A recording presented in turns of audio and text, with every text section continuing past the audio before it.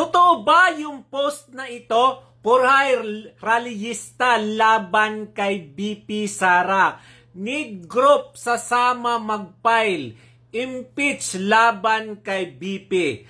Alam mo, pinagmumukha nilang marami yung magfa-file ng impeachment kay BP Sara.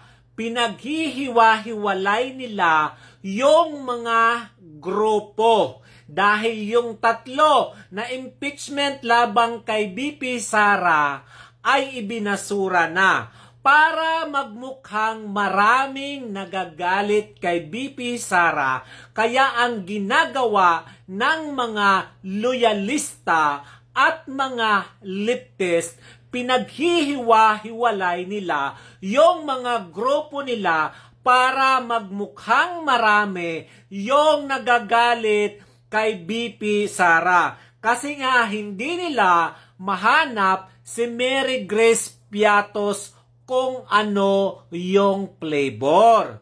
Kaya naghahanap na sila ngayon ng rallyista labang kay BP Sara. Nako, magkano ba yung budget dyan? Kung ako sa inyo, isama nyo si Nino Barsaga, si Francis Balahura, si Admin Rich, si Mami Ping, sino-sino pa ba dyan yung mga si Model Sub Manila, si Palerista, si Top 1, i-congratulate nyo yan, i-contact nyo yan para sila yung manawagan ng BP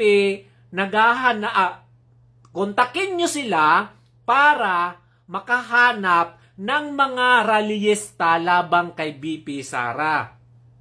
Kasi yung mga nabanggit ko na yan, maraming followers yan, maraming maniniwala dyan. Kaya, nako, masyado na kayong na-obsessed kay BP Sara.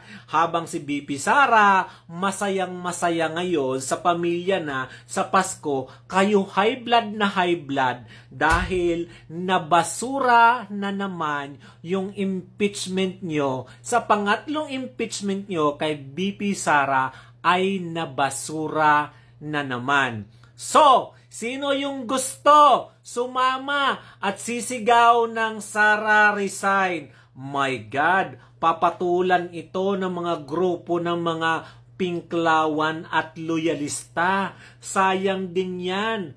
Yung 31 grams, pangbatak din yan ngayong darating na Kapaskuhan.